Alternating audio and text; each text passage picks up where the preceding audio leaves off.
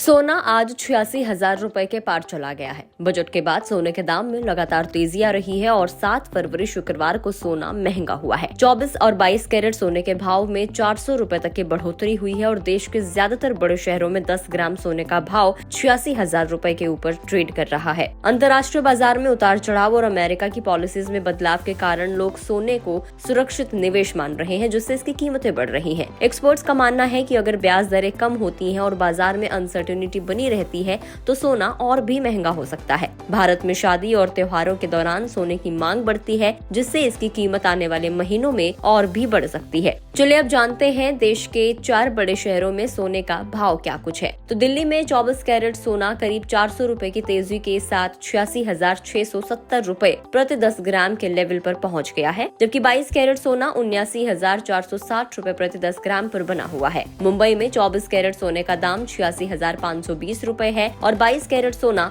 79,310 रुपए प्रति 10 ग्राम पर कारोबार कर रहा है। इसके अलावा अगर हम लोग चेन्नई और कोलकाता की बात करें तो यहाँ 22 कैरेट का भाव है 79,310 रुपए प्रति 10 ग्राम और 24 कैरेट 86,520 रुपए। शुक्रवार को अगर हम लोग चांदी की बात करें तो चांदी की कीमत में भी तेजी दर्ज की गई है। चांदी की कीमत 99,400 रुपए प्रति किलोग्राम पर आ गई है। सिल्वर 1 लाख रुपए का लेवल छूने में बस थोड़ा सा ही पीछे है। अगर साल 2024 की बात करें तो चांदी ने 1 लाख रुपए का लेवल पार कर लिया था और वो उसका ऑल टाइम हाई था। अब ये भी जान लेते हैं कि देश में किस तरीके से सोने की कीमतें तय होती हैं। तो भारत में सोने की कीमत कई वजहों से बदलती रहती है, जैसे अंतर्राष्ट्रीय बाजार के दाम, सरकार के टैक्स और रुपए की कीमत में उतार चढ़ाव। सोना सिर्फ निवेश का साधन नहीं है, बल्कि हमारी संस्कृति का अहम हिस्सा भी है। शादी ब्याह और त्योहारों के समय इसकी मांग बढ़ने से कीमत भी बढ़ जाती है और लोग इसे सुरक्षित निवेश मानते हैं। इसीलिए इसकी कीमत में बदलाव का सीधा असर आम लोगों की जेब पर पड़ता है। अगर हम इस महीने की कीमतों की बात करें तो जिस तरीके से दुनिया भर में टैरिफ वॉर चल रहा है, तो ऐसे में सोने की कीमतें हैं